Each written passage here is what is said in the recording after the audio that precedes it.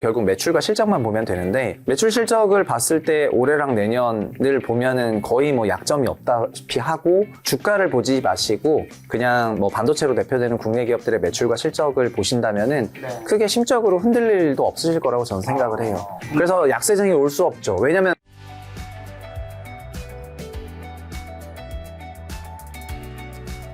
최상원 대표님께서 이제 원래 부동산 유튜브 채널만 하시다가 네, 채부신마하다가 네, 그다음에 주식 유튜브 채널 이름이 뭐였죠? 채국장. 최국장 그 뒤에 뭐 만 붙지 않았나? 원래 코스피 1만 코스닥 3천이었는데 네, 코스닥 3천 과감히 빼고 안 될 것 같다. 그리고 이제 코스피 2만 플러스로 옮겨놨습니다. 2만을 보신다는 거죠. 그렇죠. 뭐 올해 내년 본다는 게 아니고 이제 장기적으로 한국이 성장 경로에 올라갔기 때문에 약간 끝이 없다고 이렇게 생각을 하고 있죠. 네. 증시를 근데 언제부터 좀 굉장히 강하게 좋게 보셨잖아요. 네. 언제부터 좋게 봤었죠? 그게 작년에 그 채국장 채널이 작년에 개설이 됐는데요. 작년 5월, 7월에 제 주변에 있는 그 동료들이랑 얘기를 할 때 그때 우리나라 원달러 환율이 위안이랑 좀 같이 안 움직이고 엔화랑 같이 움직이는 거를 보면서 그 환율 얘기를 좀 했었거든요. 원이 엔이랑 너무 같이 움직이는 것 같다. 그래서 좀 의아하다고 생각을 했었는데 한 9월쯤 됐을 때 우리나라를 바라보는 외국의 시각이 이제 중국의 그런 OEM, ODM 밸류체인 국가에서 미국의 OEM, ODM 밸류체인 국가로 변하는 것이 환율로 드러나는 것이 아닌가. 그리고 지금 원, 엔 상관성은 0.6에 육박할 정도로 같이 가고 있다는 부분이 이제 우리가 이제 한국이랑 일본이랑 대만 같은 그런 동아시아 제조 3국이 이제 미국을 제조업 이제 메카가 된 거고 그러면은 이제 우리의 발주처가 중국이 아니라 미국이 되는 거니까 이제 한국이 PER로 평가받는 그런 국가가 되겠다는 생각을 하게 되면서 원래는 코스피 5천으로 시작했거든요, 우리 채널이. 근데 그 생각이 들었던 9월부터 그냥 코스피 1만을 작년 외쳤죠. 9월부터. 네. 그러면 PER 기준으로 계산하면은 우리도 그러면 만은 무조건 가겠구나 이런 생각을 해가지고 네, 그렇게 했습니다. 작년 9월이면 그래도 그때 코스피가 작년 말이 4,300이고요. 그러니까 3천 맞아요. 얼마대 맞아요. 만을 그래서 얘기한 그때 거면. 1만을 하니까 이제 제 부동산 채널을 보고 오신 분들이 저한테 와가지고 그냥 뭐 이재명 정부 출범하니까 어용 유튜버가 제 주가지수 따따라 하고 있다고 댓글을 많이 달렸었는데 요즘엔 오셔가지고 뭐 성견지명 있는 콜이었다고 또 하세요. 좀 만을 빨리 얘기하신 분 중 한 분이죠. 되게 빨리 얘기했죠. 근데 저는 만의 로직이 그러니까 전자나 닉스 같은 그런 기업들뿐만 아니라 한국 기업 전반적으로 밸류에이션 방법론이 PBR에서 PER로 바뀌었을 때 다 리레이팅 된다고 생각을 했기 때문에 그런 로직에 좀 공감을 하셨던 분들이 채국장에 오셨던 것 같습니다. 근데 이번 주가 이제 주식 투자하는 분들에게 굉장히 힘든 한 주였습니다. 이번 주에 지금 제가 MTS 보면서 말씀을 드리면 이번 주에 이제 22일부터 장이 시작했죠. 22일 월화수목금 월요일에 뭐 평범했습니다. 화요일 날 마이너스 9.99% 폭락을 했었고요. 또 수요일에 3%, 그 다음에 목요일에는 5% 폭등했다가 또 오늘은 지금 장 마감하고 찍는데 5.8%, 장중에는 8% 가까이도 폭락했었죠. 서킷 브레이커도 또 발동. 이번 주 서킷 브레이커가 두 번. 제가 알기로 역대 11번째 발동한 걸로 아는데 이번 주에 두 번 아닌가요? 근데 저는 근데 앞으로 아주 자주 발생할 거라고 생각을 하고요. 그리고 그 이유도 뭐 여러 가지 요즘 수급 분석들을 많이 하고 계신데 24년에 나왔던 책 중에 제일 재밌던 책 중에 하나가 그 코인을 다뤘던 고잉 인피니트라는 책이 있는데 요즘 월가를 지배한 소위 고빈도 매매 하이 프리퀀시 트레이딩을 하는 그런 회사들이 있는데 그 회사들 중에서 제일 유명한 회사가 제인 스트릿이라는 회사가 있습니다. 근데 얘네들이 그러니까는 하는 방법론들이 아시아 국가들의 엄청난 변동성을 만들어내는 것 같아요. 무슨 얘기냐면은 지금 레버리지 ETF 같은 거가 이제 레버리지 ETF가 리밸런싱 하는 거를 요즘에 수급의 변화 요인으로 많이들 보세요. 그러니까는 하이닉스 단일 종목 레버리지, 삼성전자 단일 종목 레버리지가 결국은 순자산 가치 대비해서 2배 익스포저를 해야 되는데 1,000억 갖고 있다가 그게 20% 오르면은 1,200억이 본주는 제 NAV는 1,200억이 되지만 노출은 2,000억 하고 있다가 2,200억이 되기 때문에 그러니까 200억어치 더 사야 되는 일이 생기게 되니까 레버리지 ETF가 올라가게 되면은 노출을 더 늘려야 되고 그거를 선물이라든가 그런 요인으로 사게 되는데요. 그 ETF가 그렇게 설계가 됐다면은 더 사거나 더 팔 게 예측이 되기 때문에 그 레버리지 ETF의 리밸런싱을 선행 매매하면 되거든요. 본 레버리지 ETF가 하기 전에 먼저 사면 되는데요. 이런 거를 이런 하이 프리퀀시 트레이딩 펌들이 되게 잘하는데 어느 정도 잘하냐면은 지금은 그냥 제인 스트리트가 올해도 그렇지만은 전 세계에서 돈 제일 잘 벌고 있습니다. 분기에 분기에 10빌리언 이상의 순익을 내고 있으니까 골사기든 시타델이든 다 한참 밑에 있고, 그래서 저런 류의 그런 하이프리퀀시 트레이더들이 그 ETF의 리밸런싱을 노리고, ETF는 결국은 다 패시브니까요. 패시브는 기계적으로 할 거고, 그 고잉 인피니트에 나왔던 내용도 그런 거였습니다. 그 ETF의 리밸런싱을 몇 시에 하냐까지 알아내가지고, 그럼 몇 시 전에 할 게 뻔한데 나는 그 전에 하면 되는 거잖아요.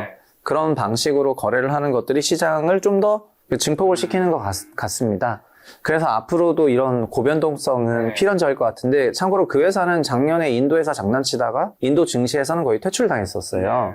그러니까 저도 우리나라에서 이런 고빈도 거래 등을 통해 가지고 시장의 그 변동성을 증폭시키는 거에 대해서는 그냥 정부 차원에서 연구나 조사가 좀 있어야 될 것 같고 제재가 있어야 될 거라고 생각을 해요. 저 24일, 25일은 반등했지 23일에는 9.99%, 오늘은 5.8% 폭락했는데 일단 폭락한 이유는 뭐예요? 폭락한 이유가 없죠. 그러니까 뭐냐면은 높은 변동성에 의미를 둘 필요가 없다고 저는 생각을 하고요.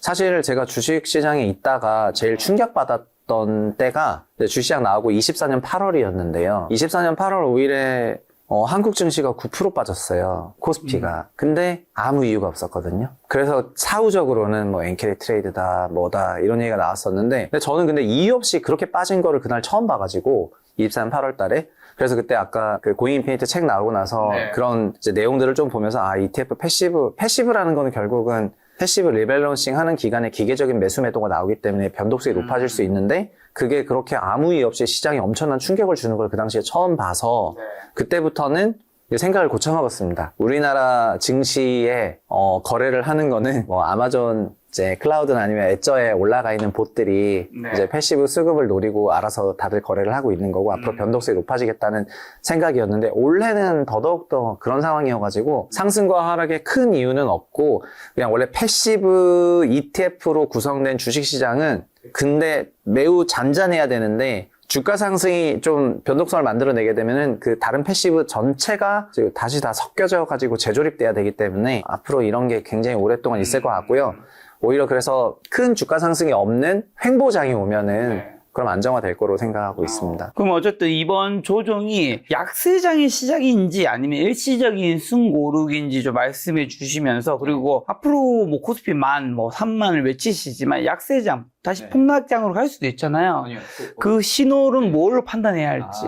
아주 좋은 질문인데요. 시장의 강세 약세는 결국은 실적에서 나오고, 그러니까 실적에서 제일 중요한 게 매출인데, 그렇죠. 회사도 똑같잖아요. 개인도 똑같고, 내가 소득이 3천 벌다가 1억 벌다가 3억 벌면은 소득이 늘어나니까 좋아지는 것처럼 기업도 그냥 뭐 100조 벌다가 200조 벌다가 500조 벌면 훨씬 좋아지는 건데, 주가는 그 실적과 상관없이 이제 움직이는 구간도 있기 때문에 또 패시브가 만드는 고유한 변동성이 있어서 주가의 상승폭 하락폭이 크다고 해서 약세장이 오느냐, 절대 그럴 수가 없습니다. 그러니까는 지금 부동산으로 비유를 하면은 이제 수도권 부동산은 강세고 지방 부동산 약세지 않습니까? 그렇죠.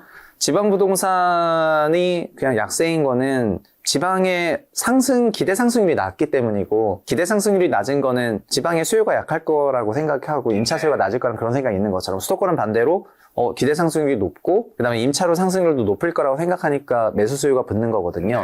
그러나 중간에 수급적인 부분으로 올해 상반기에 있었던 것처럼 5월 9일 이전에 다주택자 집을 좀 팔아라 이러면은 다주택자 매도 물량이 조금 나오면서 오버행이 걸리고, 그러면 수급적으로 가격 조정이 생길 수 있지만 그런 게 끝나면 다시 정상 가격으로 회복하는 거거든요. 주식도 똑같다는 겁니다. 그러니까 주식도 수급적으로 인해서 위아래 변동성이 높아질 수 있지만은 근본적으로 특정 기업이나 특정 국가 매출이 올라가는 구간에 있다고 생각이 되면은, 그러면 수급으로 시장이 흔들릴 때를 기다리는 매수세. 저거 언제 끝나지? 저 이벤트 언제 끝나지? 이러면서 끝나면 다시 매수세가 붙는 거기 때문에, 그래서 이런 변동성 있는 기간에 주가에 의미를 두지 말고 결국 매출과 실적만 보면 되는데, 매출 실적을 봤을 때 올해랑 내년을 보면은 거의 뭐 약점이 없다시피 하고 하니까 이제 주가를 보지 마시고 그냥 뭐 반도체로 대표되는 국내 기업들의 매출과 실적을 보신다면은 크게 심적으로 흔들릴 일도 없으실 거라고 저는 생각을 해요. 그래서 약세장이 올 수 없죠. 왜냐면 지금 약세장이 올 수 없다. 성장세이기 때문이죠. 네. 그거는 매출이 성장하기 때문에? 맞아요. 매출 성장하기 때문입니다. 근데 여기서 얘기하면 결국은 이제 산업으로 가는 건데,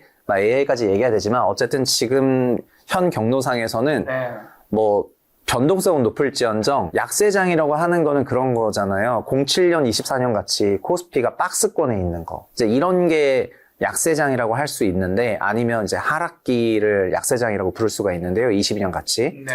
그러나 지금은 그런 게 오기가 어렵습니다. 반대로 그러면 JP 모건 같은 경우 코스피가 15,000까지 갈 수 있다고 강세장 전망 기준을 했을 때 있던데 한국 주식 기초효과 고려했을 때 현실성이 있는지랑 대표님 올해 코스피 상단 어디까지 보시나요? 올해는?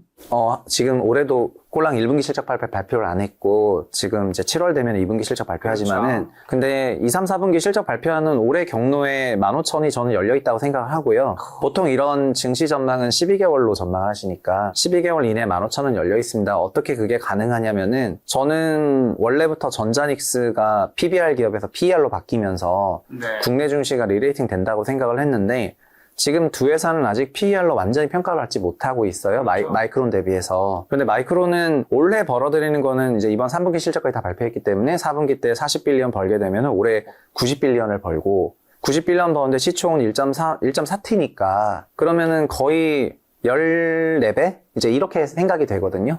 근데 전자하고 닉스는 전자는 6배, 이제 하이닉스는 이제 7배 정도밖에 안 되는 그런 상황이고, 주가가 몇 답을 난 거는 다 이익 때문에 난 거라 가지고, 이제 여기서 전자닉스가 그냥 곱하기 2가 될 수 있는 그런 로직은 PER로 받는 건데, 뭐 마이크론 실적에서 장기 공급 계약이 도드라졌기 때문에 장기 공급 계약을 통해 가지고 이익 안정성을 시장에서 재평가 받게 된다면 두 양사는 이제 PER로 점진적인 변환을 하게 될 것이고, 그렇다면은 지금 9천 수준이지만 지수 기준으로 양사가 한 60% 시총을 가지고 있거든요. 그러면은 96, 한 5,000포인트를 걔네 두 회사가 다 장악하고 그렇죠. 있는 건데 5,500을. 그 5,500이 곱하기 이제 2가 되면은 11,000이고 그 두 회사만. 그리고 나머지 4,500이 붙으면 그럼 15,000입니다. 그래서 저는 이게 그냥 얼마든지 현실성 있는 수치라고 생각합니다. 이번 주가 특히 조정이 되게 심했잖아요. 네. 이번 주가 등락기 폭이 되게 컸는데 이럴 때 대표님의 심리 상태나 대표님도 주식 투자하고 계시죠? 네. 전자닉스 이런 쪽 관련 거에도 투자하고 계실 것 같은데 자산에도 변동성이 클 거잖아요. 변동성은 높죠. 그렇죠. 변동성은 높지만 아무렇지 않아요? 이제 저는 그 편입 시기도 오래됐고 그래서 그런 것도 있고 두 번째는 제가 제 금융시장에 오래 있으면서 과거에는 주가의 변동성이 굉장히 예민하게 반응을 했었는데 결국 부동산을 오래 보다 보니까는 시야가 좀 바뀐 것 같은데요. 결국은 좋은 자산, 알짜 자산을 사가지고 장기 복리 투자하면은 돈을 벌 수 있다는 아주 단순한 진리가 주식에도 통용이 되는데, 근데 다만 사람들은 주식을 성장주와 꿈주식을 오해하는 것 같은 그런 착각이 있고 나중에 뭐 이런 제 시간이 있어서 얘기를 하면 좀 좋을 것 같은데요. 매출과 실적 성장을 하는 그런 기업들은 좋은 자산이어서 그런 자산이라면 매출과 실적이 올라가고 있다는 근거 속에서 그냥 가만히 편안하게 누워있으면 되는 거고 거래량이나 수급이나 이런 거는 오히려 노이즈에 해당이 돼요. 그래서 그런 부분은 오히려 잊으시는 게 더 좋습니다. 그러니까 이게 전 국민이 알만한 그런 이벤트가 그냥 서울 부동산 가격이 올해 초에 대통령 발언 이후에 다주택자 매물 나오면서 잠깐 조정이 있었지만 5월 9일 다주택자 매물 잠기고 나서부터는 다시 상승을 하는 것이 그게 결국 수급으로 일부 조정을 할 수 있더라도 그 수급 조정이 끝나면 결국 펀더멘탈 따라간다는 거니까 주가도 똑같다고 생각해 보시면은 지금 가격 변동성에 너무 매몰되지 말라. 네, 그렇게 말씀을 드리고 싶습니다. 그럼 외국계 국내 증권사가 일제히 코스피 지수 목표가를 올리고 있는 지금 이 장밋빛 전망이라 불리는 분들도 있는데 별로 주의할 점이 없는 건가요? 저는 우리나라 증시의 어떤 변곡점은 제 그냥 개인적인 생각에는 다른 데 달려있는 게 아니고 크게 보면 두 개잖아요. 이제 거시하고 미시인데 거시는 결국 매크로 이슈가 있는 거고 매크로 이슈는 이제 좀 이따 얘기하고 지금 국내 증시 반도체가 끌고 가고 있는데 반도체가 앞으로 어떻게 되냐 이 부분에 대해서 되게 중요한 분기점은 아마도 엔비디아의 베라루빈이 얼마나 많이 팔리냐 그게 이제 연말 연초 되면은 결정될 것 같은데 지금 그러니까 AI 사이클이 이렇지 않습니까? 22년 금리 상승으로 증시가 전 세계 증시가 하락하고 23년에 좀 좋아지다가 모멘텀이 없었는데 그거를 이제 AI가 끌고 왔는데 그때는 학습의 시대였다가 작년에는 추론의 시대였다가 지금은 에이전트의 시대라는 건데 그 에이전트를 위한 AI 공장이 베라루빈이죠. 근데 그 에이전트를 위한 베라루빈이 얼마나 팔리는지를 우리가 보고 싶은 거거든요.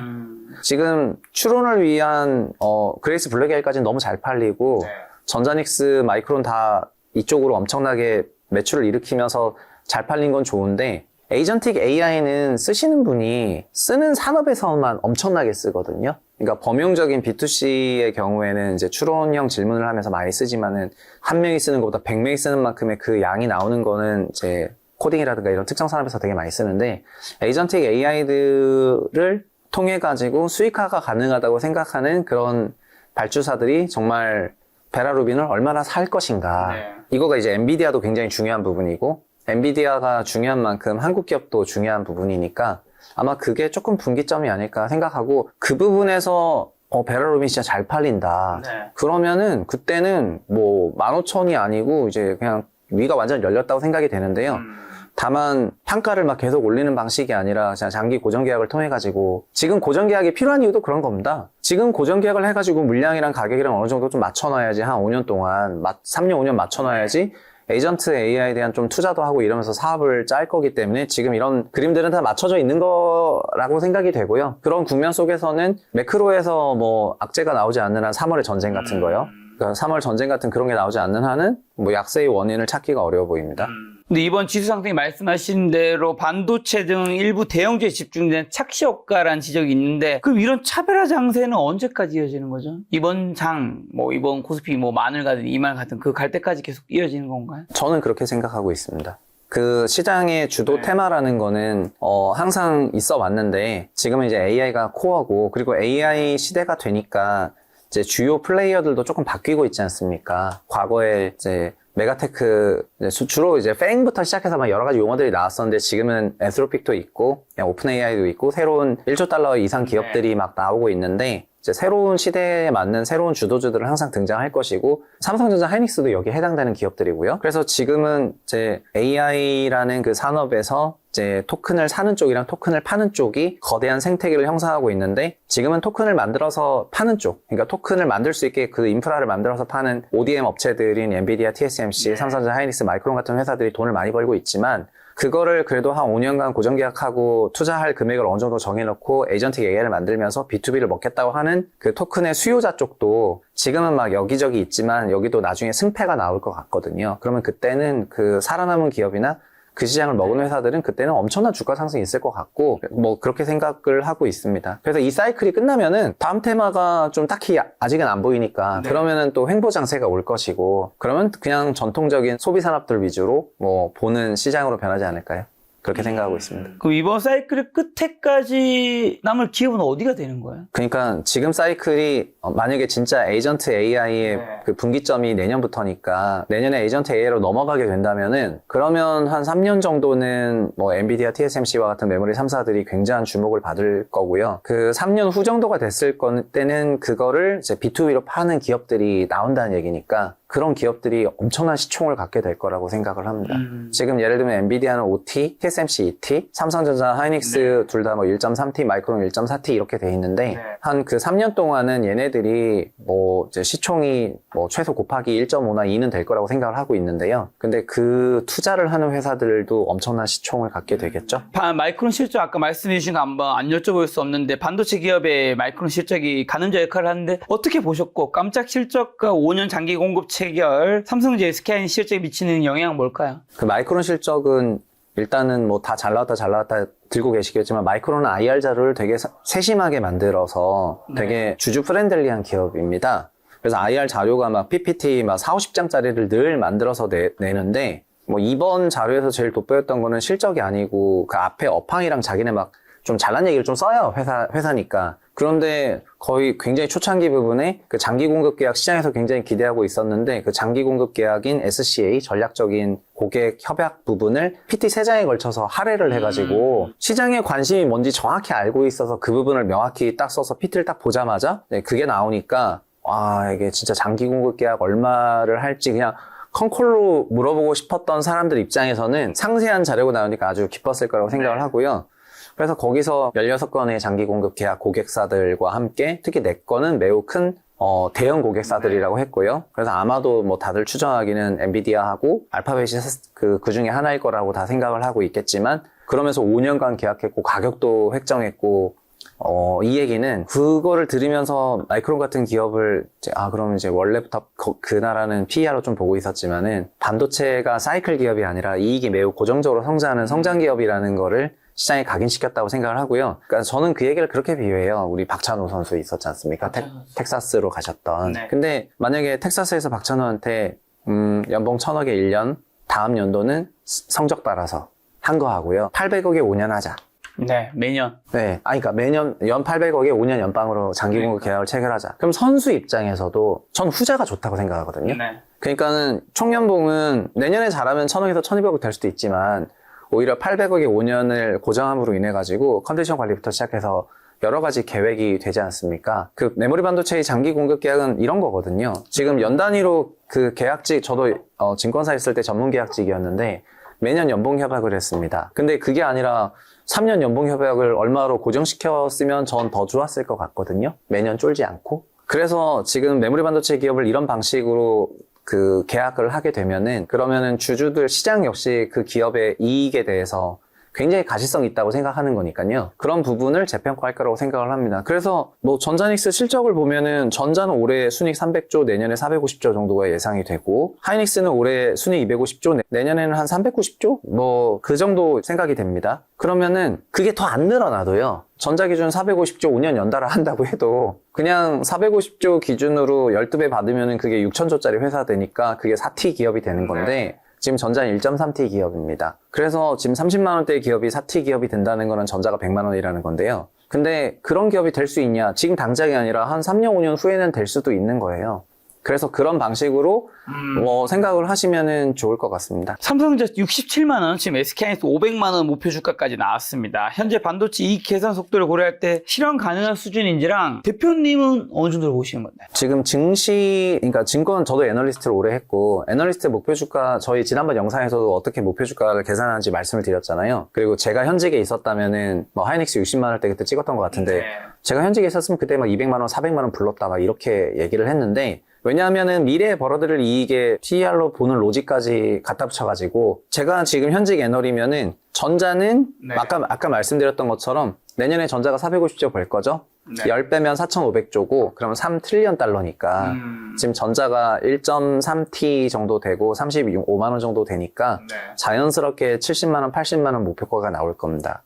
저는 그냥 7, 80만 원 목표가를 썼을 겁니다. 그리고 하이닉스의 경우에는 하이닉스도 내년에 390조 벌거든요. 그럼 하이닉스도 똑같이 그냥 하이닉스는 그치만 퓨어한 기업이니까 전자보다 멀티플이 높아요. 그래서 퓨어한 기업이니까 12배를 받는다 치면은 이 회사도 400조에 12배면 4,800조인데 4,500조 정도 된다고 생각하면 7억주로 나누면은 이제 7, 6, 40이니까 600만 원 이상의 목표가를 지금 썼을 거예요. 그러니까 전자는 70만 원, 80만 원, 하이닉스는 600만 원, 700만 원 이런 목표가를 그냥 저는 예를 들면 질렀을 겁니다. 되든 말든 일 수도 있지만 나는 그냥 이런 로직으로 본다. 삼성전자 70에서 80, 하이닉스 600에서 700? 네. 그냥 왜냐하면은 메모리 기업이 장기 고정 계약에 기반해서 물량과 매출과 실적이 안정적으로 나오는데 장기 PER 대비해서 프리미엄 못 받을 이유가 없고 그리고 하이닉스가 멀티플이 좀 더 높은 거는 전자는 여러 사업을 같이 하는 혼합 사업이기 때문에 하이브리드 기업에는 시장이 원래 약간 디스카운트를 하거든요. 그래서 전자가 10배 받으면 닉스 12배 받고 그리고 마이크론도 퓨어한 기업이니까 좀 더 하이닉스랑 비슷한 밸류를 받는 건데 지금은 비슷한 밸류 받고 있지 않죠. 제가 준다면은 이제 그렇게 준다는 겁니다. 다만 한국 증시랑 미국 증시가 가지고 있는 고질적인 성장 잠재력에 대한 차이가 있기 때문에 우리나라 기업 기준으로 보면은 12배, 전자 10배, 뭐 마이크론은 14배, 뭐 이런 상황인 거잖아요. 네, 뭐 그렇습니다. 근데 뭐 마이크론도 20배 못 줄 이유가 없고 왜냐면 지금 토큰 공급하는 엔비디아나 TSMC나 다 20에서 25배이기 때문에 결국 마이크론도 다 목표가가 PER 20배로 나오는 거고요. 우리는 굉장히 지금 용감하지 못해가지고 막 600, 700 하는 거거든요. 근데 한국도 뭐 미국 ADR 상장하고 이렇게 하면은 그런 목표가 안 나올 수 없다고 생각하고 결국은 하이닉스도 1000만 원 향해서 가는 겁니다. 1000만 원이요? 네, 주당 18배. 지금 300도 못 넘어서 300만 원이 PER 6.5배잖아요. 그러니까 걔가 PER 18배가 되면은 1000만 원 되는 거죠. 네. 가지고 계시죠? 하이닉스 조금 있죠. 네. 바이러스 좀 끼어있을 수 있나? 아니 근데 반도체는 대부분의 국민주라 해서 많은 분들이 하시니까 그렇죠. 뭐 워낙 시총 1위니까 상관은 없은 일만. 근데 저는 이제 그게 무조건 된다 이런 게 아니고 그냥 그런 로직으로 시장에서는 바라보는 사람도 있다. 그리고 애널리스트들은 그런 시각을 갖고 있다. 이 시각의 그 전제는 이제 매출과 이익이 짱짱하게 나와야 된다는 건데 요즘에 주가가 조정받는 거는 오히려 섹터 이슈로 가면은 그 수급이 아니라 섹터 이슈로 가면은 발주사들이 이렇게 많은 비싼 돈을 주면서 그렇게 계속 있냐 이런 발주사의 체력 얘기잖아요. 그러니까요. 그 말이 맞잖아요. 그러니까 더더욱더 지금 고정계약으로 물량과 가격을 획정 지어버리는 게 서로를 위한 부분입니다. 그러니까 지금 우리 공급하는 쪽에서는 계속 높여가지고 황금알을 낳는 거위의 배를 가를 생각보다는 물량과 가격을 맞춰가지고 우리 5년간 이렇게 깔 테니까 그다음부터는 우리 걸 가지고 이제 금액이 획정이 되잖아요. 네. 그다음부터는 네가 사업을 해라. 이걸 가지고 뭐 알아서 뭐 B2C, B2B로 에이전트 만들고 상품 만들고 그러면서 공을 넘길 필요가 있다고 생각을 하고 지금은 그렇게 가는 것 같습니다. 네. 마이크론 실적 때 그게 도드라졌고요.